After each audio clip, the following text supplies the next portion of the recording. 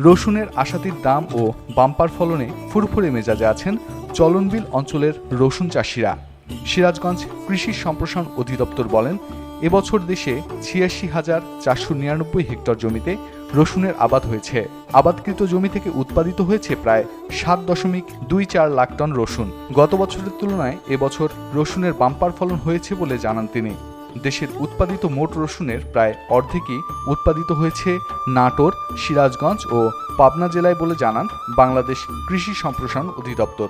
সিরাজগঞ্জ জেলা কৃষি সম্প্রসারণ কার্যালয় সূত্রে জানা গেছে, জেলায় এবছর ২৫,১৩০ হেক্টর জমিতে রসুন আবাদ করে উৎপাদন হয়েছে প্রায় ২.38 লাখ টন রসুন। সরেজমিনে চলনবিল অঞ্চলের রসুন আবাদের এলাকা ঘুরে দেখা গেছে, চলনবিলের পাইকারি বাজারে ভালো মানের ১ মণ রসুন বিক্রি হচ্ছে ৩,৫০০ থেকে ৪,৫০০ টাকায়।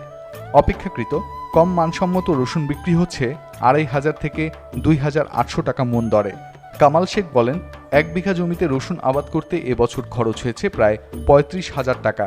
উৎপাদিত রসুন বাজারে বিক্রি করে ১ লাখ থেকে ১,১২,০০০ টাকার বেশি পাওয়া যাচ্ছে।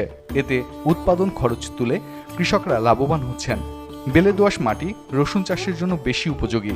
জমিতে টিএসপি, পটাশ ও জিপসাম ছিটানোর ২-১ দিনের মধ্যে নরম জমিতে সারিবদ্ধভাবে রসুন বীজ রোপণ করতে হয়। রোপণের জন্য প্রতি বিঘা জমিতে ২ মণ রসুনের প্রয়োজন হয়।